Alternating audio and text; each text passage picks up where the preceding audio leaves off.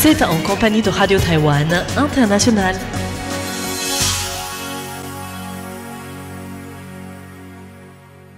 Auditrices et auditeurs de Radio Taïwan International, soyez les bienvenus. Bonjour à toutes et à tous, c'est François-Xavier Boulet pour vous accueillir et vous présenter le programme de ce lundi 22 septembre.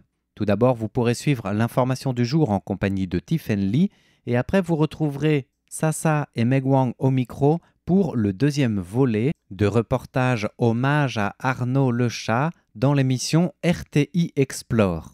Et en dehors des ondes courtes, vous pouvez nous retrouver sur le site internet de RTI pour la légende de la semaine et l'émission Compte à rebours de Thérèse Pan qui nous parlera aujourd'hui d'une ruse élaborée autour d'un coffret mystérieux.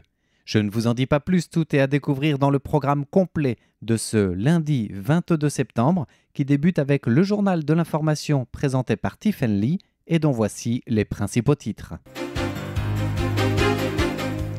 Taïwan dit ne pas envisager une reconnaissance immédiate de l'État palestinien.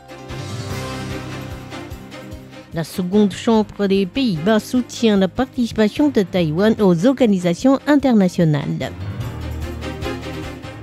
Taïwan et les États-Unis aident les îles Marshall à reconstruire leur parlement. La mairie de Taipei annonce le report du forum Taipei-Shanghai. Bonjour à toutes et à tous, bienvenue dans ce journal de l'information présenté par Tiffen Lee. Tout de suite, le développement des principales actualités de ce lundi 22 septembre 2025. Taïwan dit ne pas envisager une reconnaissance immédiate de l'État palestinien. Le Royaume-Uni, le Canada, l'Australie et le Portugal ont annoncé hier leur reconnaissance de l'État palestinien qui a par la suite publié sur les réseaux sociaux une carte du monde avec les pays reconnaissants ou ayant l'intention de reconnaître l'État palestinien et qui présente Taïwan comme faisant partie du territoire de la Chine. Le ministère taïwanais des Affaires étrangères a réagi aujourd'hui à cette publication en disant regretter le manque de respect de la part de la Palestine vis-à-vis de Taïwan par le fait de considérer Taïwan comme une partie intégrante de la République populaire de Chine.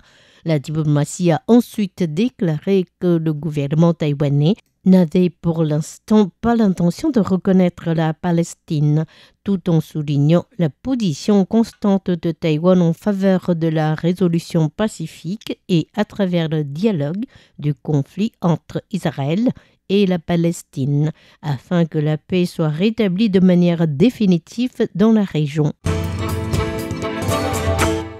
La seconde chambre des Pays-Bas soutient la participation de Taïwan aux organisations internationales. Alors que l'Organisation des Nations Unies tient à New York sa 80e Assemblée générale, la seconde chambre des Pays-Bas, la chambre basse du Parlement néerlandais, a voté le 18 septembre une motion en faveur de la participation significative de Taïwan à des organisations internationales telles que l'Organisation mondiale de la santé, l'Organisation de l'aviation civile internationale, la Convention 4 des Nations Unies sur les changements climatiques et Interpol, soulignant que la participation de Taïwan à ces organisations était dans l'intérêt des Pays-Bas.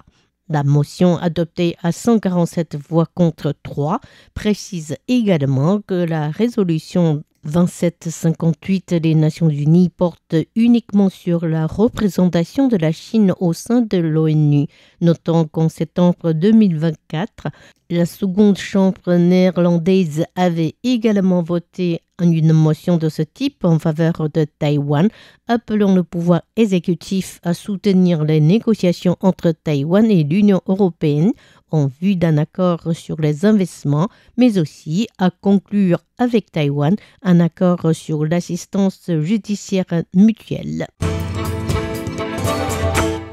Taïwan et les États-Unis aident les îles Marshall à reconstruire leur parlement.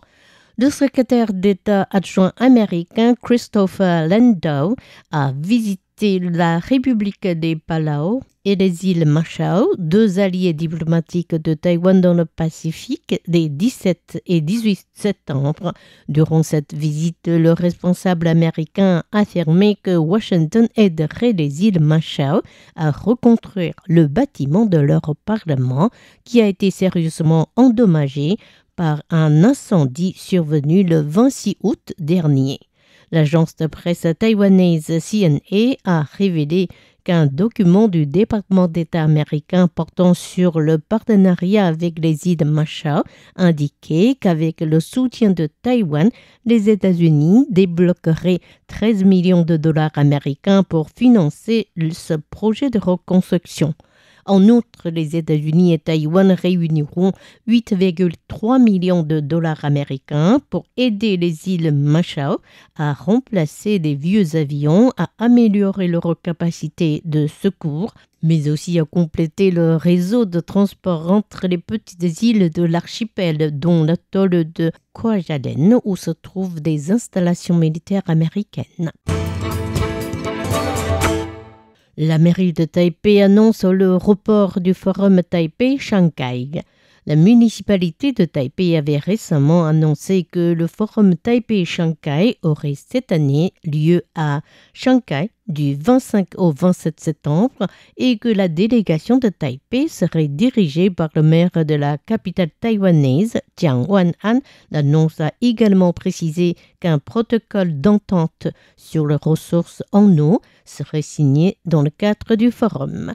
Or, l'adjointe au maire de Taipei, Lin Yihua, a déclaré ce matin que la rencontre interterritoriale annuelle devait être reportée afin d'avoir plus de temps pour compléter les préparations, ajoutant qu'une nouvelle date serait fixée et annoncée plus tard. Les médias taïwanais ont questionné la raison derrière cette décision, supposant que cette dernière était due à une désapprobation de la part de la Commission des affaires continentales. Le porte-parole de la Commission, Liang Wenjie, s'est exprimé aujourd'hui sur le sujet.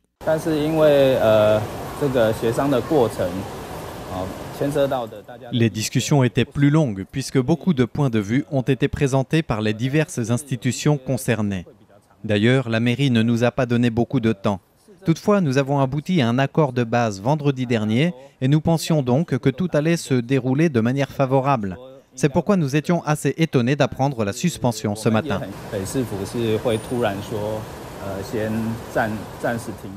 Le porte-parole a par ailleurs révélé ce matin que le bureau de l'immigration était sur le point de délivrer des titres de voyage à tous les membres de la délégation. Liang Wenjie a enfin réitéré la position de la Commission en faveur des échanges interterritoriaux. Le musée central d'État du Kazakhstan annule soudainement une exposition d'artistes taïwanais. Le musée central d'État du Kazakhstan a annulé une exposition d'artistes taïwanais peu avant l'inauguration. Ce sont au total 8 artistes taïwanais qui avaient signé un contrat avec le musée pour une exposition d'art contemporain prévue du 12 septembre au 1er octobre. Mais lorsque les artistes sont arrivés sur place quelques jours avant l'événement, l'établissement leur a annoncé que l'exposition avait été annulée en raison de travaux de maintenance devant débuter le 11 septembre. Le bureau de représentation de Taïwan en Russie a tenté de négocier en vain avec le musée dans l'espoir que ce dernier repousse les travaux.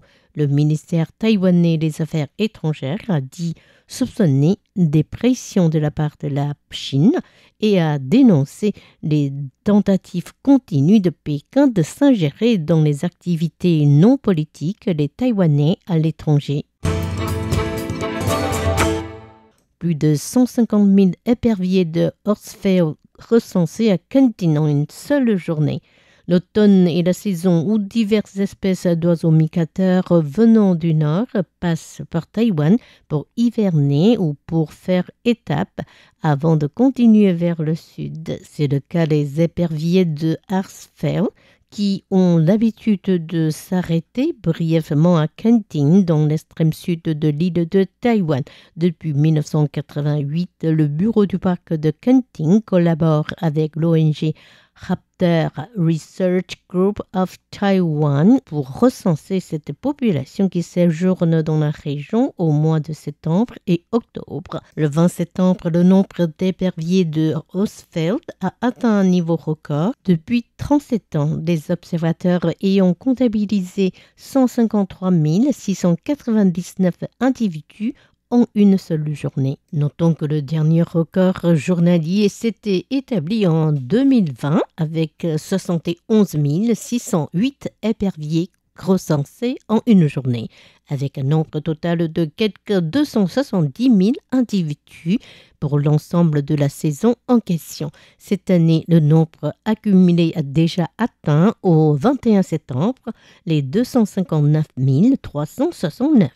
Selon Tsai Yi-rong, qui observe ces oiseaux depuis une trentaine d'années, le nombre d'éperviers de Roosevelt se situait en moyenne au cours de ces 20 dernières années aux alentours de 200 000 oiseaux lors de leur passage saisonnier. Il a attribué le grand nombre d'éperviers recensés en une seule journée, vendredi dernier, au mauvais temps des 4 jours précédents qui auraient retardé les éperviers et les aurait fait arriver en grand nombre en même temps. Le typhon Ragasa étant de passage dans le sud de Taïwan aujourd'hui et demain, Tsai Yi-rong estime en effet qu'on pourrait s'attendre au passage d'une deuxième vague importante d'éperviers le 25 septembre après l'éloignement du typhon. Le typhon Ragasa apporte de fortes pluies sur la plupart du territoire.